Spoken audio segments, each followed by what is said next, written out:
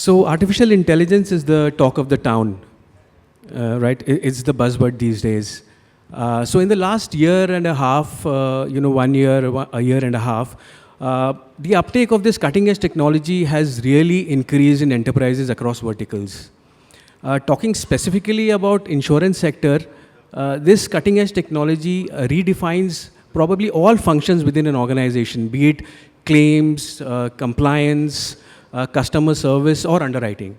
On this panel, we have today leading business and technology leaders, and let's hear their experience with respect to leveraging artificial intelligence in their organizations. Let me start with Aniket.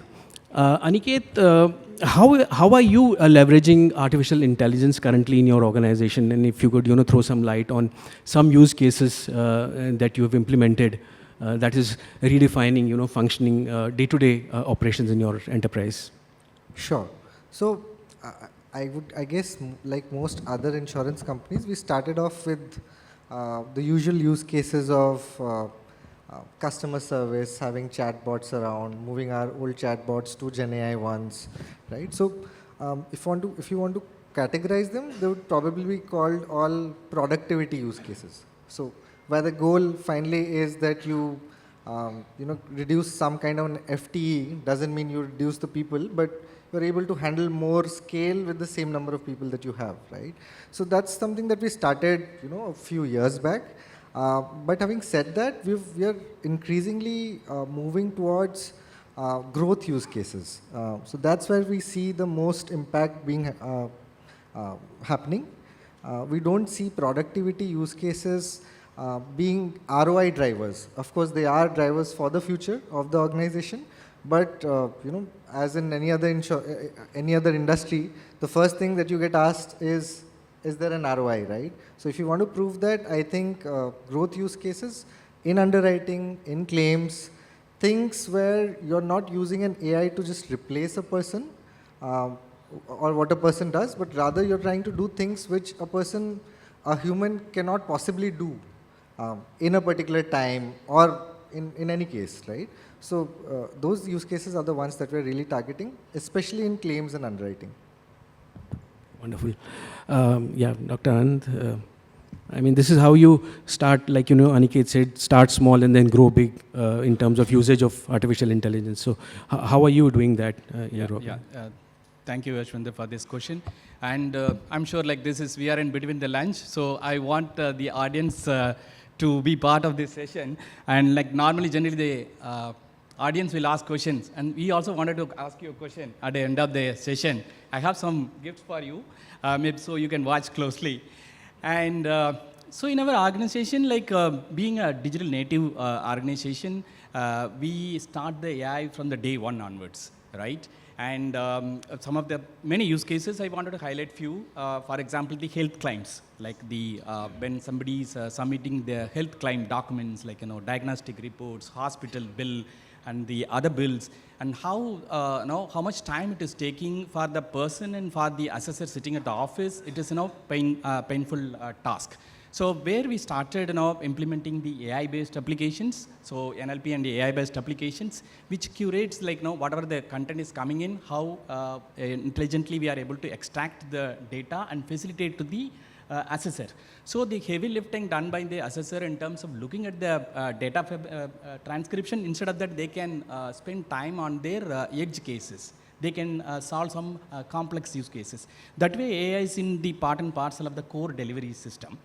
And another example would be in 2023, when insurance industry been mandated for the KYC, it is bringing that kind of change in the insurance industry would have been a very difficult process without AI ML programs, right? So we are quickly able to create the pipeline where anyone can come with a KYC document, how quickly we were able to do the KYC system. That is another major area we felt like AI has been in a main place. Wonderful. Moving on to you, Kanika.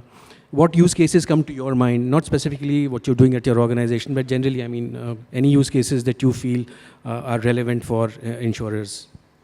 Sure. First of all, thank you, Yashvendra and Financial Express for having me here. And I think quickly, before I touch upon the specific use cases, I think one of the philosophy I always try to have is that don't think B2C, think C2B. So the moment you start thinking, I think you start getting the right answers as well. Coming specifically to the use cases of AI, within this thinking of C2B, one of them have been in the call center space itself, which is like, and this is not specific to insurance industry, but across, and this is something I'm talking about 3-4 years back, is that, when you call people for the outbound calling, usually your conversion rates are in single digits, and that too, depending upon the industry, could be as low as 0.5% to 2-3%, not more than that in a cold calling kind of scenarios. But when we started, we had the double-digit conversions, primarily because AI was able to leverage the exact position of my customer. What is the kind of money, so this was in mutual fund that time, that what is the kind of amount or money this person is willing to invest in what kind of product, at what point of time this person is actually available for the calls, and is the call really a preferred method, or this person usually is more responsive to the SMS or the emails or the notifications, is it desktop notifications or the mobile notifications? So the moment you have all these answers, your response rate automatically, and in fact that turns out to be the conversion rate, which in turn means better efficiency of my people, becomes the answer. And the call time also reduces, because my people are way more precise in their conversations when they're picking up the call and having a conversation. So it's more personal in terms of the feeling of that conversation. It doesn't seem like to be a cold calling, but hey, this person knows me well when company is calling me. So that's one. In the insurance space also, if you look at, there are multiple use cases, right from, and forget, again, I think whatever I'm saying is relevant across, is in the software side, the coding, the predicting what is the bugs, what are the bugs that are coming, then even writing the business use cases and all your BRDs and HLDs and everything are totally, taken with the help of AI. So, and then test cases, in fact, testing as well. So, to a large extent, AI is already coming into picture. It's making my people much more efficient, much more, I would say, accurate and precise in terms of the human errors that we can get. At the same time, it's important, I must say, that the humans are involved, and there is a human angle always, and it's not always, relying completely upon AI. Sure. Great and very relevant examples there, Kanika. Moving on to you, Neha. According to a study, approximately 70% of organizations in India are leveraging AI in some or the other form. I mean, you as a company are a bridge between, insurance companies and customers. What does AI mean for your organization? Thank you for that. Thank you for that question. So, yeah, it's perfect. This technology is, there are two primary drivers to leverage it, right? One is either you make your internal processes more efficient, so the labor-intensive work is just moved and shifted towards AI, and the other is how you can enhance your customer experience, how you can solve problems using this technology. So one example coming from the cyber background that I'd like to share with everyone is what we've been able to achieve is to quantify the cyber risk exposure for any enterprise, because this was a very big question that was remained unanswered, that if an enterprise was to take a cyber insurance cover, how much capital that they should be procuring. We've recently seen Jaguar Land Rover, I can mention the name because it was all over the public domain, massively hit, and the number, the financial impact was amazing. It's so intense. So how any enterprise should decide that how much insurance capital that they should be taking. While I think 6-7 years back, it was what my neighbor, what my peer is buying. And now what the stage at we are using an ML tool, which is we're improvising here on, which uses a Monte Carlo basis, runs 50,000 simulation to come out that if an enterprise has a certain security solution, what is the financial residual exposure? So if tomorrow they get hit, the AI tool is able to give a guidance with respect to this could be the financial impact on that enterprise. I think that is the best test proven POC that we've done so far using this technology. Great. Coming back to you, Aniket, what challenges did you face when you were implementing artificial intelligence? You know, because with any new technology, there are teething troubles that you encounter, and more so with a cutting edge, you know, technology that is changing really fast. Could you throw some light on the kind of challenges that you encountered in your journey? Sure. One of the top challenges would be in this changing world, choosing a model. Which model do you choose, right? Do you go with ChatGPT? Do you go with Gemini? That's one of the challenges. The other one is not getting carried away. Of course, being very, very innovative and creative about trying new use cases, but at the same time, knowing that AI will have errors. It's not error-free, right? So you can't use AI for financial calculations and stuff. So you need to be very particular about exactly where in the loop do you have the human? Because the human in the loop still does exist, right? So those are majorly the challenges I would say that we faced. Okay. Kanika, your thoughts on this? Yes. Because, you know, I feel data silo is a big challenge, because data in an enterprise typically is scattered, you know, across channels, geographies. Do you think that is an issue? And obviously, problem of plenty, as I Aniket think, said. You pointed very right, actually, Yashvendra. I mean, it's very precise concern that most of the organizations have, especially the organizations which have the legacy data with them. And of course, the problem lies right from having those incomplete data, very unstructured data. We have huge volume of data, but then, you know, they are sitting across legacy systems, of course, in silos.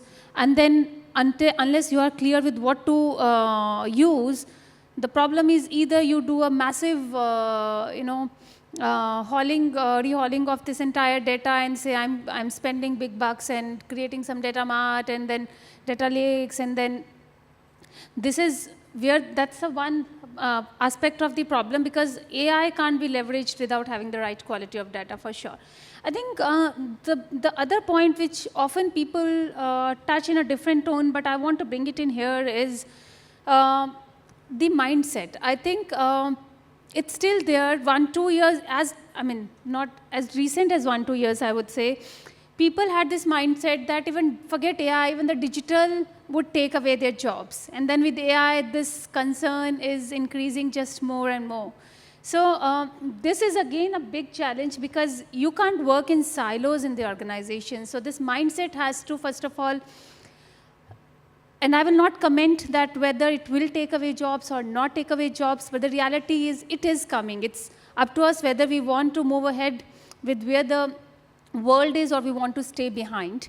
So that's where the world is going, and that mindset has to change as an organization, that we have to leverage. If we want to stay in this competitive market, we can't just say that this will take away jobs. And personally, I feel there are better ways to create jobs. It's not always taking away jobs, but that's a separate conversation. And yeah, I think I'll rest further. Yeah, so like you said, you know, you can love AI, you can hate AI, but you just can't ignore AI. Yeah. So coming back to you, Neha, what challenges do you see? You know, there could be challenges in terms of privacy, compliance, or even system integration with legacy infrastructure in most companies. What's your take on this? I think to start with, the conflict is definitely between efficiency and efficacy.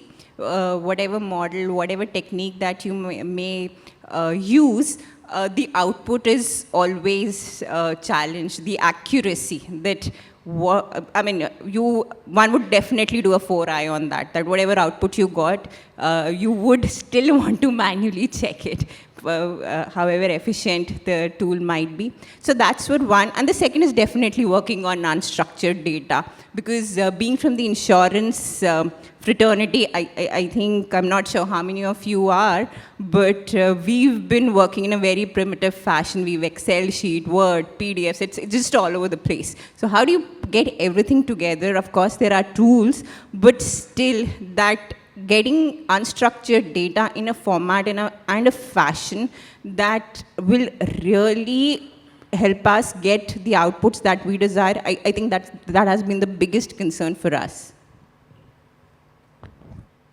I'll come back to Dr. Anand.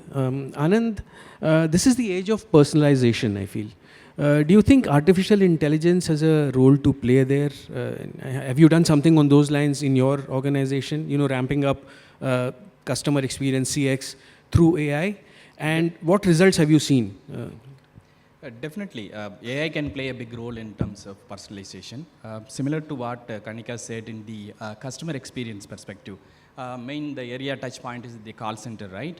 There are a lot of automation has come saying that how intelligently we can handle it. So what we have introduced is like, the moment the customer calls, generally what happens, we may have to circle through multiple IVR options, and it takes some 1 to 2 minutes to reach out to the right person, he understand, or to the right problem, and then the problem expression happens. What we did is like, we first, when the call rings, then we try to understand the automatically, we understand the customer profile. And then parallelly, what we check saying that, what is the reason activities of the customer? The reason, because when the customer is trying to reach you, there is something happened at the back end, right? So he is trying to fix or trying to buy something new. So we try to understand the past history of the customer, and then that both the things are done, then we are putting in a ML and NLP models to saying that what is the next best course of action. That is also been decided. So then you know that exactly this is the customer, and then he might expect this solution, and then forward to the right set of agents. And that way, all the time spent on unnecessary probing is cut down. At the same time, you are passing it to the agent and passing the intelligence also to the agent. So that way, like you save a lot of time, the TAT reduces, and then customer experiences increases. So similarly, I told the health claims example, that also we are doing a lot of NLP-based applications, and we build a lot of ML-based models into the health claims. So if you look at, we have shared in the transparency report as well, in the pre-auth, we say, when the health and the retail health customer admitted to the hospital, they need to they seek the approval for that. That we were able to clock within 7 minutes. Fastest may have been 7 minutes. Within 7 minutes, we were able to do that. And similarly, the approval after the process completion data has been submitted, we were able to do that. Like average was around 50 minutes, and then again fastest has been 7 minutes. So that way we were able to do much faster turnaround time for the customers. So that is the big deal I feel through AI. So did that improve loyalty in some way for your customers, or reduce complaints? What were the results, the tangible benefits out of this? Tangible benefits, definitely that customer loyalty. Obviously, when the customer experience, customer satisfaction, and then draws to the customer loyalty. So the people will stick to that. Obviously, if we are the customer and we wanted to see that, like, the moment I go, and then people are able to understand what is that I'm trying to, even I'm thinking of, that if we are able to predict and then we are able to solve that problem, people will love to do that. So that way, obviously, the customer loyalty increases, and then the wallet share and everything. Sure. Aniket? Yeah, I mean, what you mentioned is correct. I mean, ultimately, it's about the customer, right? I mean, it's not about using AI. And more than, I mean, in such cases, I would say the example that he gave, more than finding out the ROI in terms of, what was my retention percentage that increased, or how many frauds was I able to predict. The fact that, all of us would have in this room, most of us at least would have faced, is a person who's in the hospital is anxious to go home. He's been there for 5-10 days. And the moment the doctor gives him the discharge, he's able to go home, right? So these are also some human, in general problems that are there in the society, which may not give you, immediate ROI, but you know, as an industry, we have the responsibility to take up those use cases as well. Neha, this one is right up your alley. So we've seen, how cyber threats have increased, over the years. Do you think artificial intelligence can help mitigate some of these threats? Because even, hackers today are leveraging artificial intelligence for threats, for breaches. How can AI be leveraged or employed to mitigate cyber attacks? So a lot of organizations have already adopted AI-enabled security tools because for one, they're able, for instance, on the threat detection side, AI-enabled tools are able to identify patterns like never before.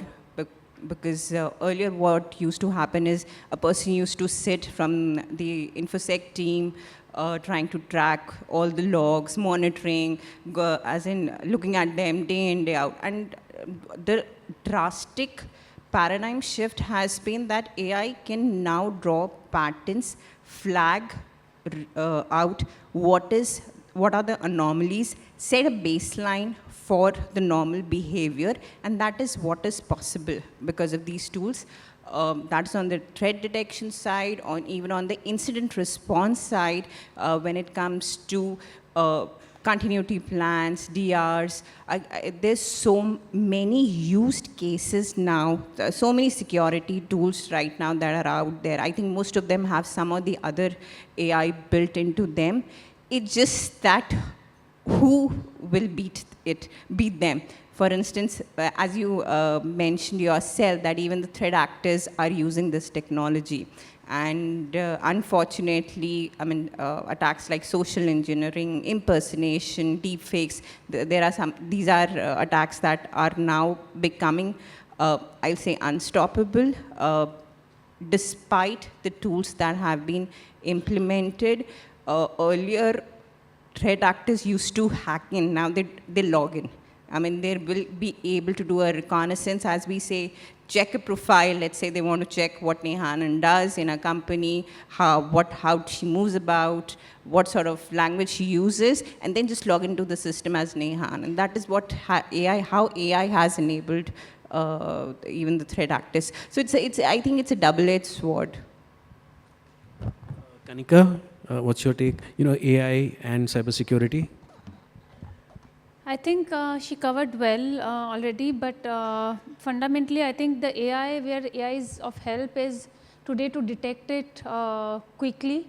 The moment it sees the unused, not so common pattern of traffic or anything such that. So that's the first immediate detection that helps me. Secondly is also, reducing the false alerts. So it helps me get to the point quickly that, okay, there is a concern, and that is a little more accurate than when I'm predicting. Thirdly is also, how much is the data being shared across from within the organization or such. So that kind of incidents are also very immediately traceable and can be picked up very quickly through this thing. I think cyber, I'll just limit myself to this only.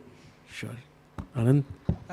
From AI, definitely we can use kind of an unsupervised models where it will understand saying then what is the unusual patterns. That will be a quick win for any organization because the kind of analysis we need to do for a human, it is not possible. So wherein a system can do that. And then phishing attacks, like many mails, emails, what we receive, we never know saying that, no, is it been a true email or some phishing is there. So we can train a kind of a deep learning and natural language processing based AI models, which easily able to understand saying, this is a kind of a phishing email. It is not written by any human being. So these two areas is in a quick win for any company who wanted to get into this AI for cybersecurity. So Aniket, let's talk about talent now. There's a huge gap when it comes to the right skilled people in certain areas, cybersecurity for one, then artificial intelligence as well. How do you bridge this gap, the skills gap? How do you build that talent pipeline in an organization? And also, secondly, how do you build that organizational culture that supports and, catalyzes AI adoption, implementation, usage in an organization? Yeah, I think very relevant question for an organization like ours, the Tatas, very, you know, people from, it's been there for a very long time. So you would expect people to be, you know, who've been there in the organization for a really long time. How do you get them around to do AI?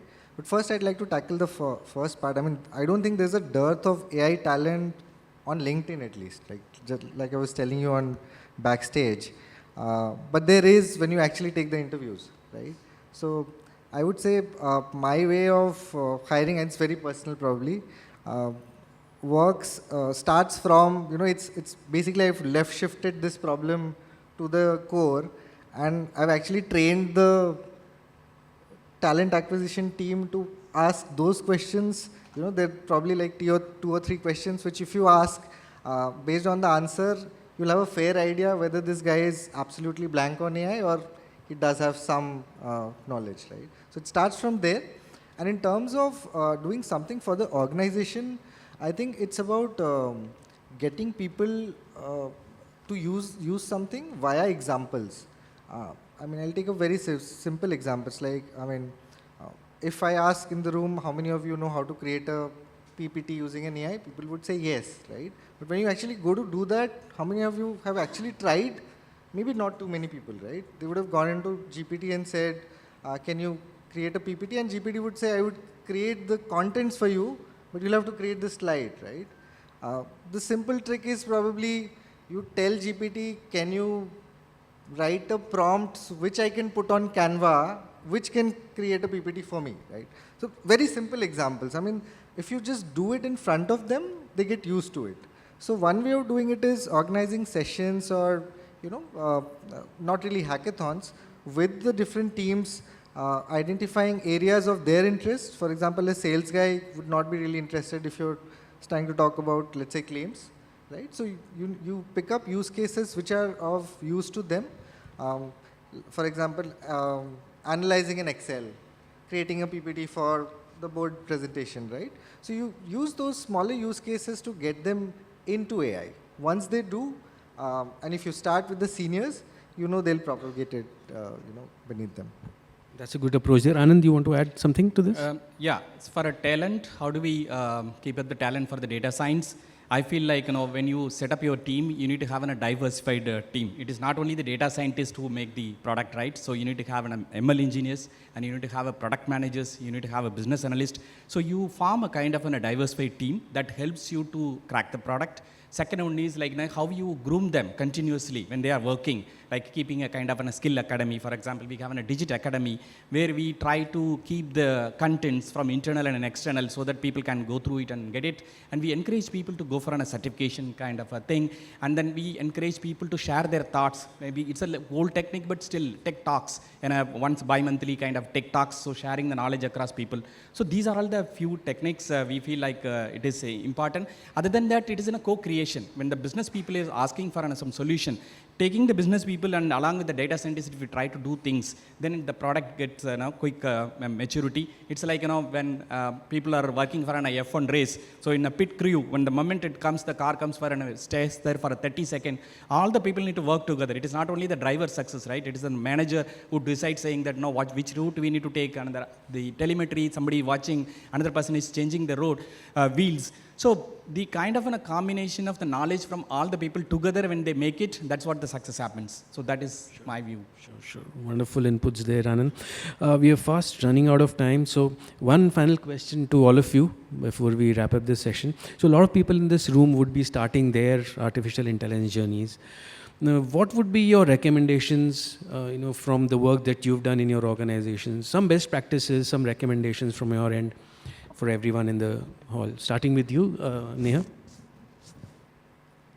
So, a recommendation, not I think from any precedence, but I think one bit which we should have touched upon is the data privacy law, DPDPA, that has come in, and I think especially if you're, I mean for us at least in the insurance space where we're handling a lot of personal information also, any technology, any tool that we may adopt, I think that has to take into cognizance this regulation, because it also has under its wing the way it can penalize companies if the environment is not compliant enough to hold that data.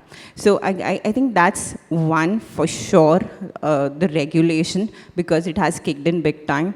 And second is, I think accuracy. I think double checking on the accuracy, that's definitely something that might be efficient, may not be 100% accurate. So those guardrails are really important. Kanika? Yeah, so this question is very close to my heart.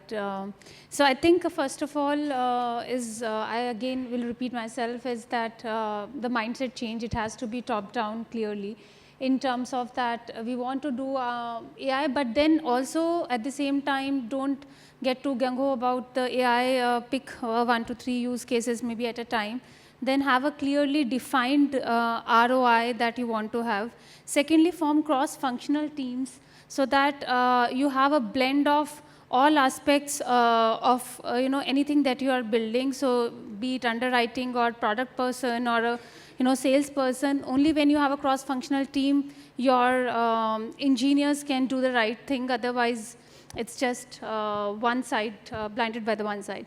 So that's second thought. Third is also that you invest more in people than in technology. So that's very important, that you cross-skill them. So at any point of time now, the time is gone when you can call yourself, I'm an engineer or I am underwriter specialist. I think it's the time of hybrid skills. So you need to have that blend of experience, expertise of at least two simultaneously. One could be your primary, other could be your secondary, but then that's the way I encourage it within my teams also, that even my operations person needs to know technology and technology needs to know operations. They can't work in silos. So in fact, they have a very clear targets to meet. I mean, even from the cross-functional side. So that encourages and motivates them to constantly learn the other aspects and not just be, staying in, becoming a frog in the well. So that's second. Third is also, I usually say that KPIs, I want to redefine KPIs. The KPIs word to me is know your customer, protect the integrity, I is inclusivity for me, and S is the overall security of the customer. So the moment you think and your team starts thinking on those lines, there is a natural sense of association with the customers that comes within the team, and the output automatically, the kind of ideas that starts coming from the team. And I also usually make at least one fresh initiative as a target for my team, so that makes them very motivated that, okay, they need to keep on learning from the surroundings around and bring those perspectives, because that's their KPI. So I think that's the 3 fundamental things I would like to touch. Great. Anand? Yeah, quickly, Final I think thoughts? time's up. We can give the blueprint for the success, but I'll talk about only one point which is very, very crucial for any organization who wanted to adopt into the AI journey. So people are behind the AI models, ML algorithms and all.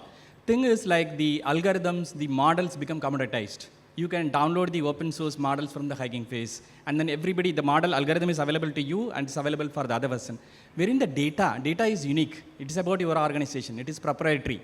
So if you are able to build the data architecture before the AI architecture, that gives you the edge, right? The famous Andrej Karpathy, who is the Tesla director, who always says that like model takes only the 10% of it. The data quality is 90%. It is not like in a superior model with poor quality of data, it doesn't succeed.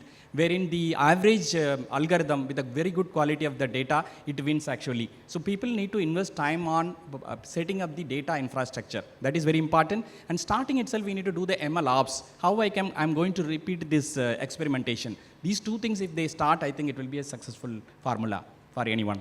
Wonderful. Final thoughts, Aniket? Yeah, just 2 points quickly. If you're trying to start with your AI journey, go out there and explore. Do not look at bottom line use cases, saving money here and there. Do not look at productivity. Think about growth. Just pick up use cases that will bring you a lot of revenue, right? That'll give you the kick to start off. And the second one would be, so build in flexibility. So that's the keyword in AI. if you learn something today, if you've switched off for a month, your entire knowledge of AI probably is irrelevant, right? So it's growing so fast. So do not spend too much on, dependency on a particular model, bringing in something, spend a lot on infra to host some open source model in-house. Be very, very flexible. Wherever you're integrating AI, build in flexibility so that you're able to very quickly move to the next thing that the world would have already moved on to. Great, wonderful. So on that note, we bring this session to a close. Thank you so much, panelists, for those insights. Thank you.